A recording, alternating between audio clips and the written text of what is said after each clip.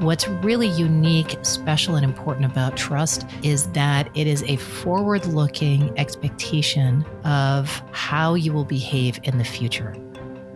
Once you break trust, it is very, very hard to recover it. Hello, and welcome to Trust Faster, a Clearspeed podcast about the ways that risk and trust intersect in our day-to-day lives. I'm your host, Danny Yingxi Kwan. This time on the show, we're going to talk about the trust side of the equation. Now, on the surface at least, trust seems like a subjective thing. It's a gut feeling, a reaction to circumstance, or something informed by our experiences, both good and bad. But that subjectivity doesn't keep people from studying trust. And one of the biggest names in the world when it comes to quantifying trust and putting it into a global context is Edelman. Edelman started way back in 1952 and is still to this day a private family-owned business. Their mission is to partner with businesses and organizations to evolve, promote, and protect their brands and reputations. And a big part of that means getting people to trust those businesses and organizations. So for almost 25 years, Edelman has been releasing what they call the Trust Barometer, a survey of more than 32,000 people in 28 countries that looks at the influence of trust across society. Specifically, how do people relate to the institutions, businesses, organizations, and governments that they interact with every day? In this episode of Trust Faster, we're going to be joined by Tonia Ries. For the past 10 years, she's been the executive director of the Trust Barometer. Under Tonia's leadership, the Trust Barometer has expanded beyond a yearly survey. It now includes a year-round series of reports and publications focusing on issues like employee activism, climate change, and the evolving information ecosystem. You'd be hard-pressed to find anyone who spends as much time thinking about trust on the same scale or with access to the same data as Tonia. We started things off with Tonia by asking a simple but important question. Why trust?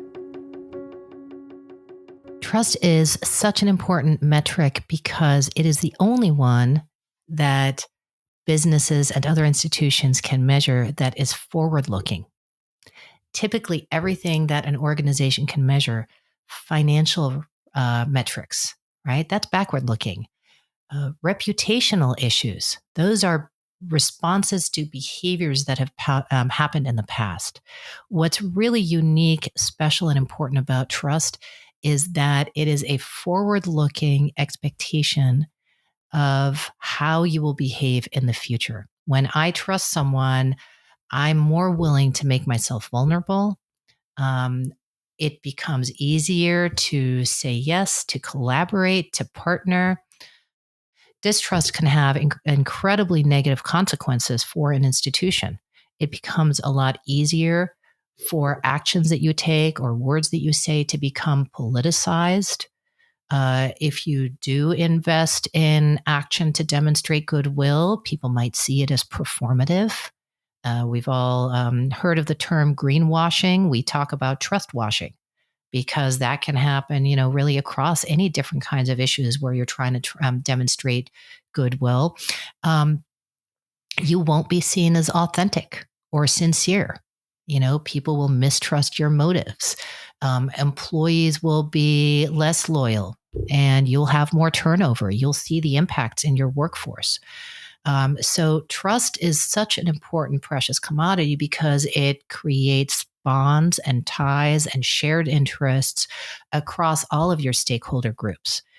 We know it's important in financial markets, but we also know that it's important to employees, it's important to consumers, and it's important to your local community. It essentially is your license to operate. And when you lose trust, you lose that license to operate.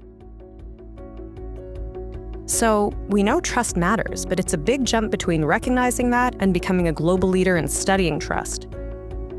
Tonia said that there was actually one event, just before the turn of the last century, that really showed the disparity in trust between individuals and institutions like businesses and government. Seeing that disparity play out in real time is what set the Trust Barometer into motion.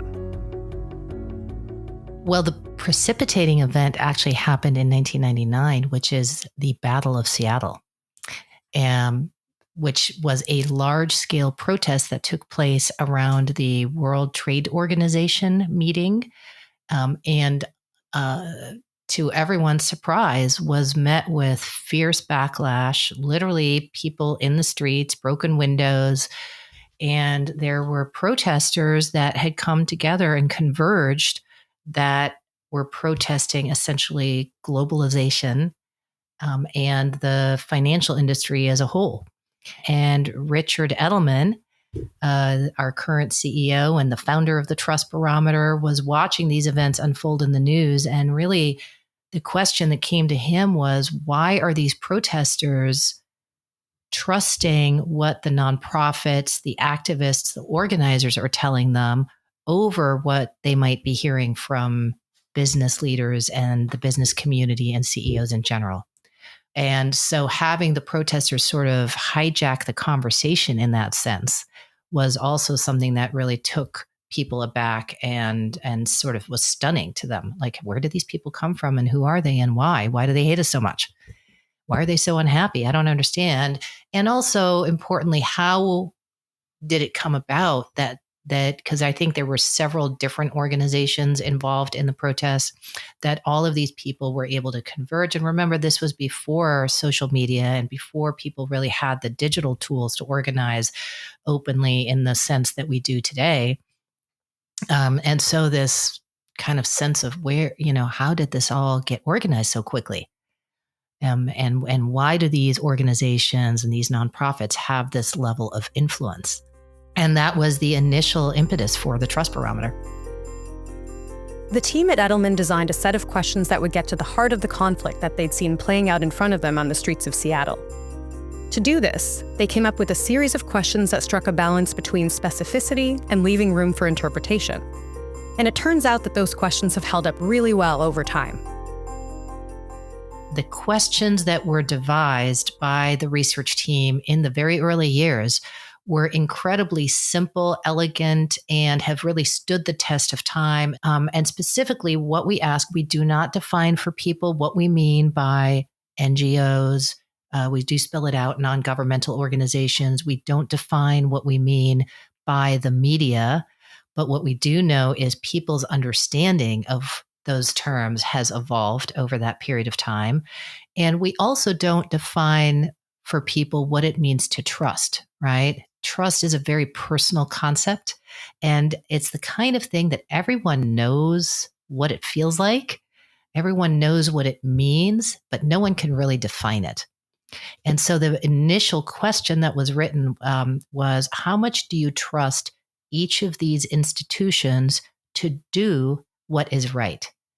And what's so brilliant and elegant about that question is that it includes the most important dimensions of trust, which are capability or ability, right? The ability to do something, and a sense of an ethical or moral component. For the folks at Edelman, trust is, and was, one of those I know it when I see it type of things.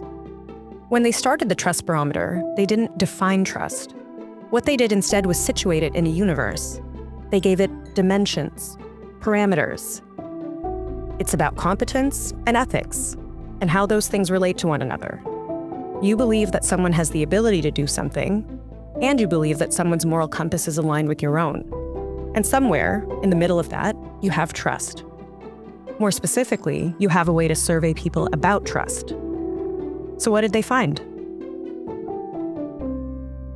For the first survey and many years thereafter, the finding, not too surprisingly, are that NGOs, non-governmental organizations, nonprofits are more trusted than business, government, or the media. And those were the four institutions that were part of the first Trust Barometer and have been measured ever since, as being the idea being that those are the four pillars, if you will, of society or of civil society. And so the finding really was that the nonprofit motivated institutions were the ones that had the highest levels of trust. One of the beauties of the Trust Barometer is that because we've now measured these things for 25 years, we have long-term tracking data. And so the most interesting part of the data is how things have changed over time. I think that if I had to summarize what the biggest shift in trust has been, it has really been about the inversion of influence, right? And that expert and authoritative voices are no longer the final word on a topic. People trust peer voices as much as they trust expert voices. They trust their community and their family as much as they trust an institution. And they want their own voice to now be part of the conversation. One of my favorite statistics is in 2012, we saw which was the year that Apple introduced the iPhone App Store. And everyone downloaded Facebook and Twitter for some of us and started walking around with our social media friends in our pocket. And that was the year that the credibility of peer voices, a person like myself, shot up by about 25 points to where it suddenly was on par with expert voices. Almost half, 40% of Gen Z will say, doing my own research, I can know as much as a doctor. I can go out there and do my own research and know as much as a doctor. And so it's not that expert voices and scientific voices are less trusted. It's just that there are more voices that people are listening to. That inversion of influence, as Tonia calls it, has led to what many experts see as a trust crisis. To go back to that idea of trust being a combination of competence and ethics, people just don't seem to believe that businesses, governments, NGOs, and other institutions have the competence or ethics to serve them anymore. And that's a big problem. We talked about the trust gap in our last episode, and Tonia says that not only is the trust gap real, but it's global. And it's also growing. In too many countries in the world, especially in the developed world, there's been a long-term ongoing erosion of belief that the system is working fairly. There's been a sense that the elites and those that are well off and that are leading our institutions do not have my best interests at heart, and maybe don't even have our country's best interest at heart. They're not part of my community, certainly, and they're not necessarily demonstrating that they are doing their fair share, whether that's paying taxes or contributing back to the communities. High income people have always been more trusting than those in the lower quartile of income. That's not really a shock. If I'm well off, then the system is working well for me, right? Institutions are taking care of me. If I'm not well off, I'm a lot more vulnerable. But that trust divide of about 7 or 8 points in the earlier years of the data, right around 2015, 2016, started to open up and widen to double digits.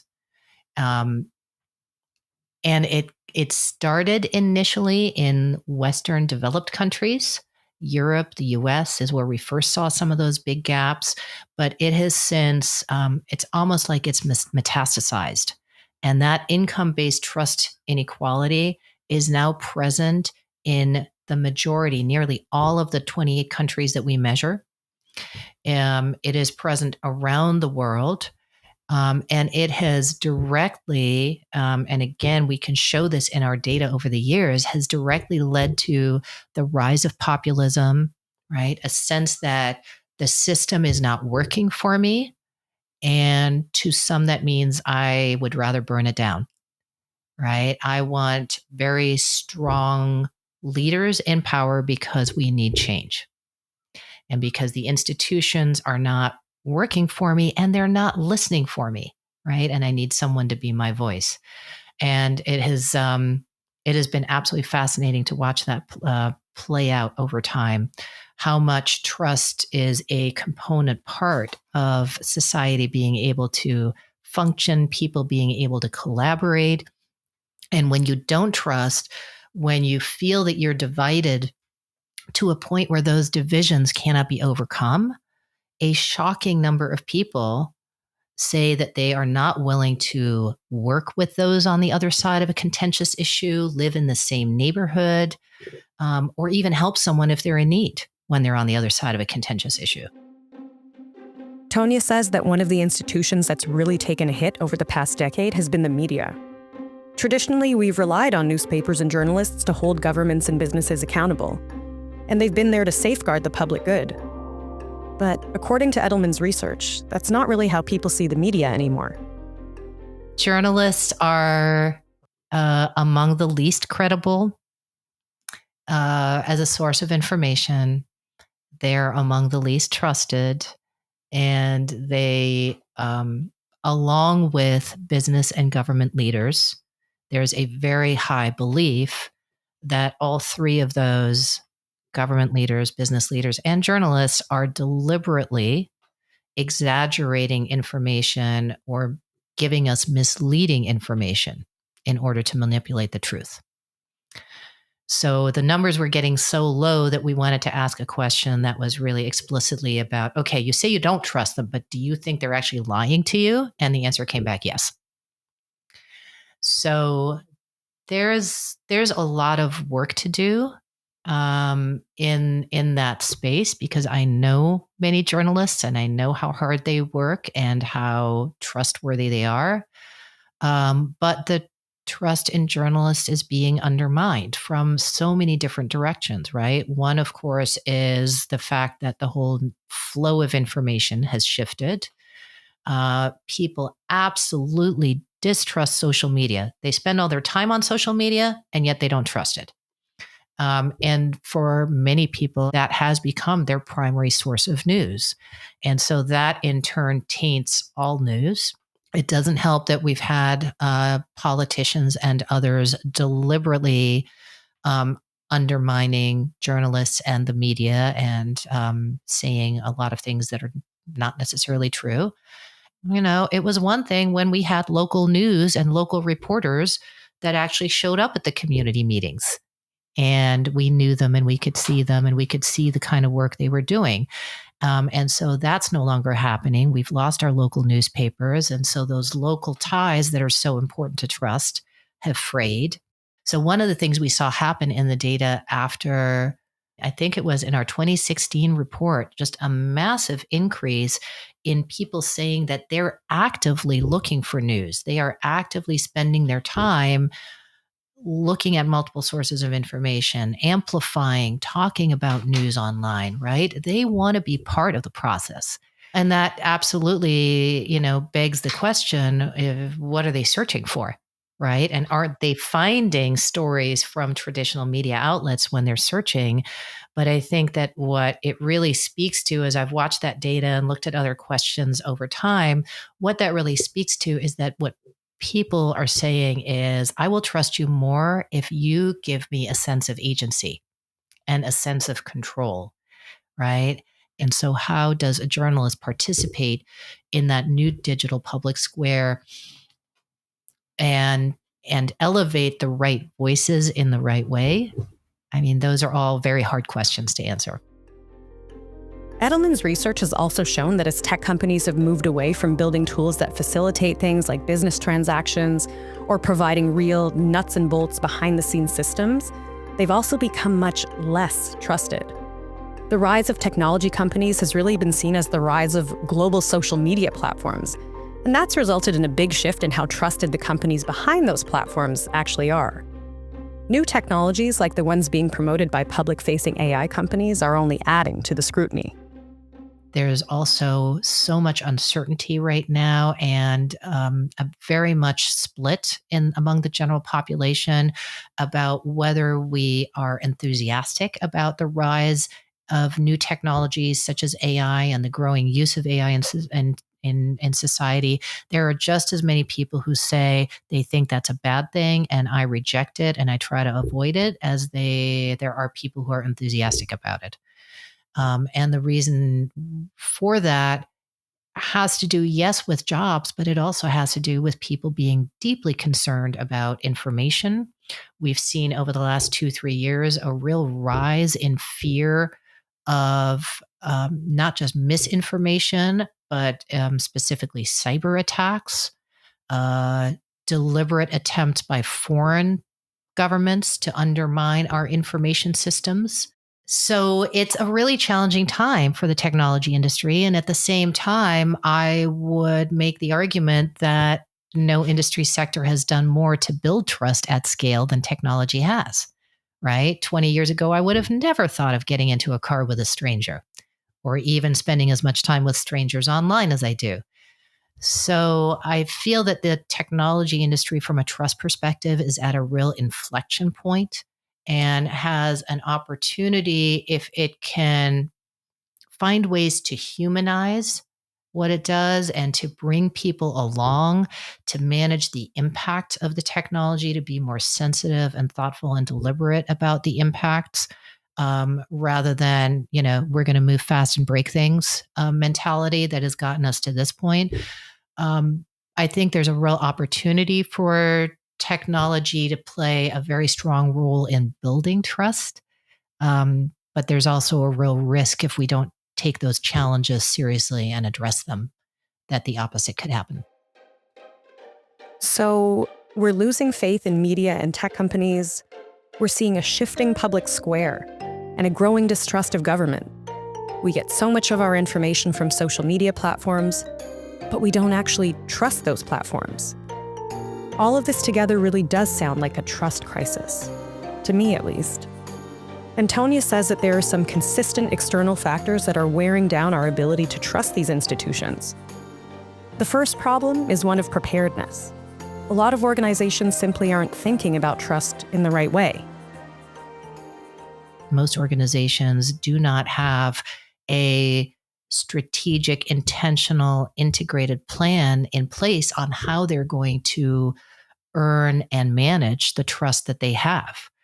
And that's a missed opportunity, because today, with all of the external pressures on trust, it is more important than ever that trust is a resource that you cherish and that you deliberately invest in. In terms of the external pressures, there are so many of those, and they're very clearly documented, both in academic literature, in our own data as well. Societal fears, chief among them, economic anxiety, right? Economic optimism, just in the last year, has collapsed in countries around the world.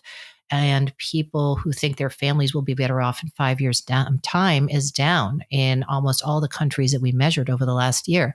And that has put tremendous pressure on trust, because if I don't think I have a better future, I won't trust that the institutions are helping me, protecting me. We've also have a great imbalance between the institutions right now. Government and business are highly distrusted. Government is seen as 50 points less competent than business, right? And so in many ways, that might be seen as a good thing for business, but it's not necessarily a good thing for society, because government has an important role to play. People are more trusting of business when it acts on issues in partnership with government, right? So business is missing its partner. And that puts pressure on business to step into that void in ways that then allows business to be politicized. So this imbalance between the institution is not a healthy or sustainable thing, and it's putting pressure on trust. And then the other big trend, of course, that I would point to is the battle for truth, right? And the erosion of a shared set of facts, a shared reality that is making it so hard to communicate in ways that are believable and that build trust. Tonia pointed to one example from recent history that clearly showed how easy it is for people to lose faith in the institutions they're supposed to trust.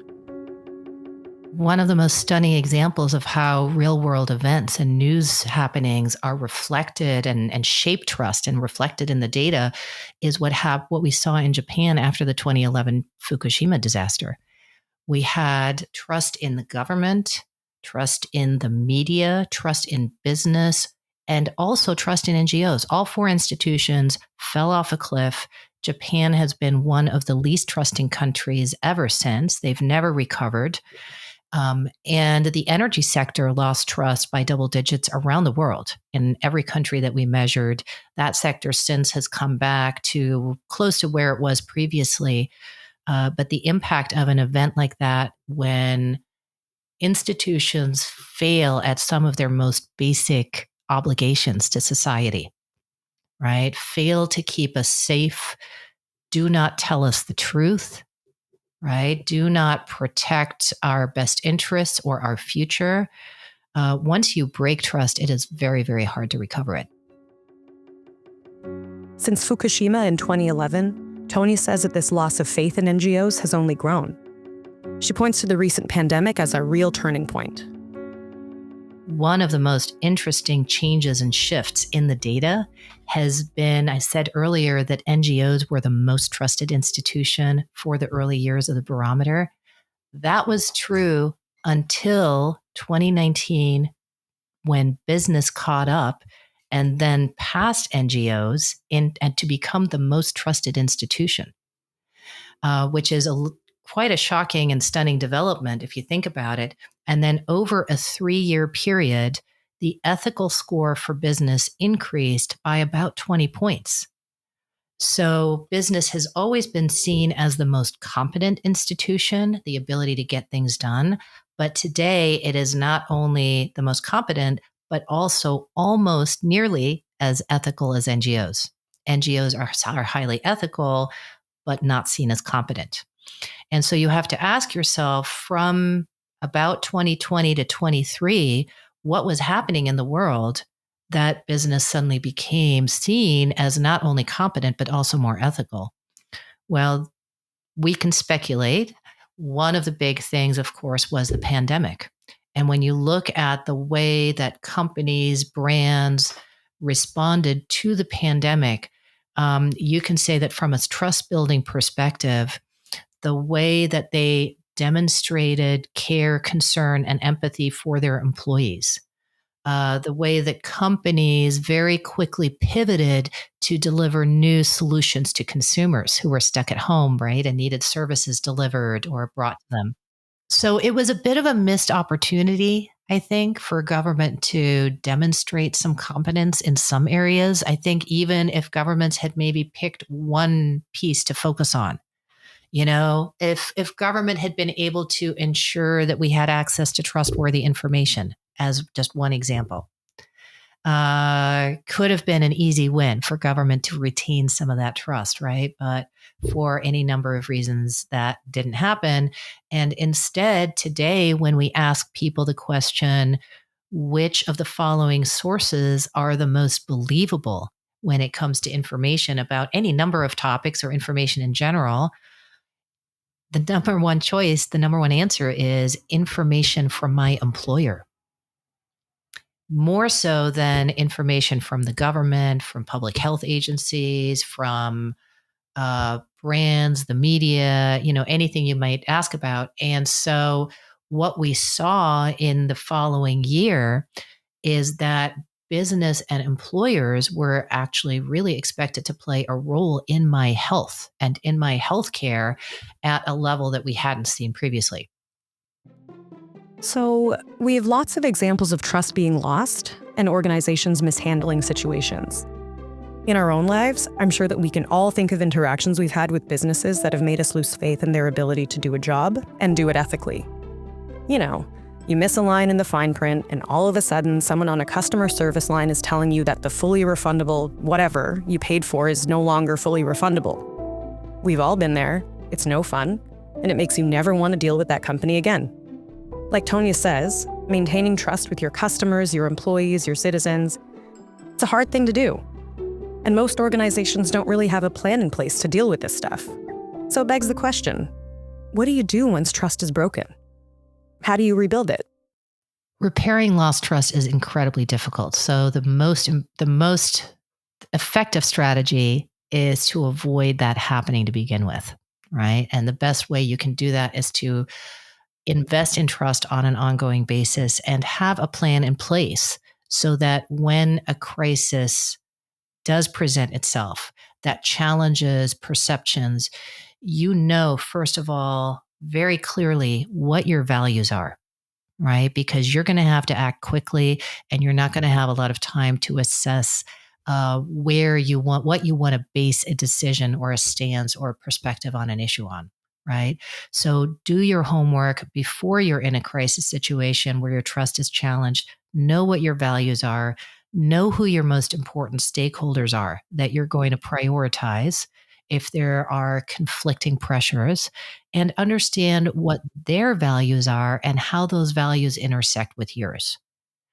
And only once you have that homework done are you going to be prepared to react to a trust breach in a way that is truly going to be seen as authentic and sincere. And what's important to understand is, what is the nature of that breach, right?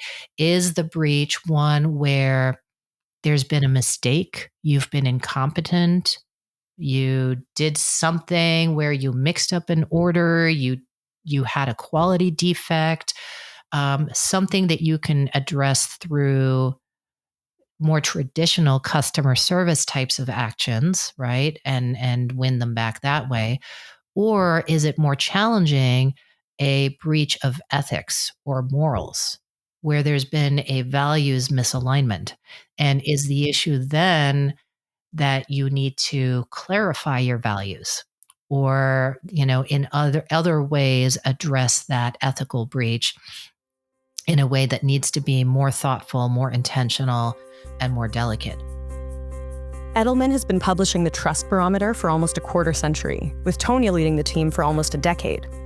That's given them a really big picture view of how our collective relationship with institutions, businesses, and brands has shifted over time. In January 2025, Edelman will release the 25th anniversary Trust Barometer annual report. Tony says that for her team, this big occasion is as much about looking forward as it is about looking at the current moment.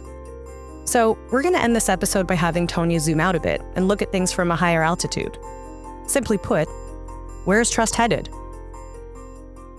We've been thinking a lot about the divisiveness that's shown up in the data, right? The divides between income, geographic divides, the inversion of influence, and the lack of trust in information. But in many ways, those are all symptoms of, and exacerbated by, something that we've seen show up in the data in a number of different contexts, which is a lack of optimism. And we first measured this in our climate trust study a couple of years ago, where we found that when people lack any optimism that we can address a crisis, such as the climate emergency, they're far more likely to be willing to take any action or even support public action or public policy to address the crisis. So you need a certain amount of optimism that a better future is possible. Trust is a forward-looking metric, right? Trust is something that predicts how I will behave in the future, because if I trust you, I'm willing to take a risk, make myself vulnerable to you, send you money and know that you're going to return an item without asking questions if I don't like it, or if there's a problem with it, that you'll fix it, right? That's what trust allows us to do. It allows us to work together, to collaborate. So if you lack the expectation that the world will be a better place if you work harder, if you trust, or that I personally, that my economic future will be better in 5 years for myself and my family, it's going to be a lot harder to feel that the institutions are doing what they need to do their part.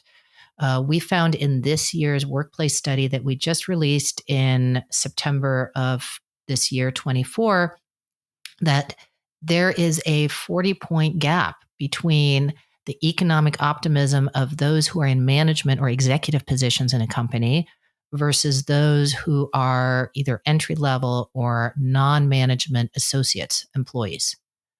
It is literally, executives are twice as likely to say, oh yeah, I'll be better off in 5 years. But only 39% of those who are associate workers across the workforce have economic optimism about their future. And similar to the gap that we see in trust data for those levels as well. Or if we look at the trust data by income, what has happened over the last 5-10 years is that higher income people, executives, have become more trusting. They've become more optimistic. Low income people or associates, right? They're not perfectly matching groups, but both data points hold true, have not moved. They've stayed at the same level of distrust and they've stayed at the similar level of economic optimism. And so the gap has widened as those in higher income groups are seeing innovation, growth, economic growth, all of the data indicators that we might look at if we're reading economic news and scratching our heads, because we see good news, but that good news is not translating into a vision for the future that everyone can believe in. And then on top of that, we just have not done a good job of explaining change and innovation, right? We're asking, look at the farmers in Holland last year, right? Being asked to make massive changes to how they produce food and manage their business by faceless experts, who've never been to a farm.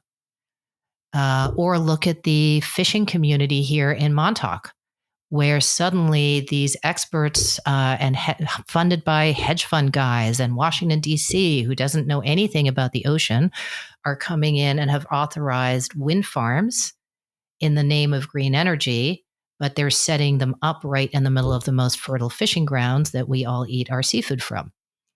And so the conversations, that last mile conversation between the experts, the institutions, and the local community is not happening. And that's the other big thing that we really need to say before we close the conversation is trust is local, right? People trust things that they can see, feel, the people they talk to every day. So somehow we're failing either to show them the path, show them what their place in future facing jobs is going to be, right? We're failing to reassure people that, oh, yeah, we have AI and automation. And unlike previous waves of innovation that have benefited some, but have left others behind, this time we're going to actually manage the impact of that innovation, or we're going to give you a voice in how it's going to affect your job or your family.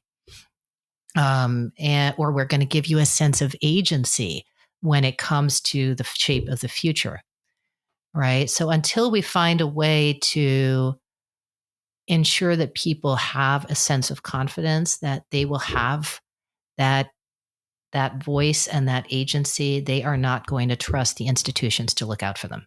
And listen, some of the most trusted people today are everyday people, teachers, pharmacists, right? So maybe it's less of a time for us experts to speak and more of a time for experts, including journalists, to elevate those kinds of voices and empower them with the information because they are the ones that people are listening to and are more credible, right? So how can we empower those influential voices across communities in ways that they can then amplify information that is trustworthy? How can we give them tools to address misinformation, right? Or best practices when they see it? And how can we give them confidence that they can share with their communities that there is a reason to feel optimistic. There's a reason to feel hope for the future. There's a reason to trust that institutions will bring a better future. Thanks so much to Tonia Ries, Executive Director of the Edelman Trust Barometer at the Edelman Trust Institute, for joining me on this episode of Trust Faster. I've been your host, Danny Ng-Si-Kwan. I'll be back next time in conversation with General David Petraeus to look at his 50-year career as a leader in situations where sometimes trust isn't just critical, it's life or death. In general, in my experience, I don't usually get hit on the head by a big idea fully formed like Newton's apple if I find the right tree to sit under. Rather, I get hit on the head by a seed of a big idea.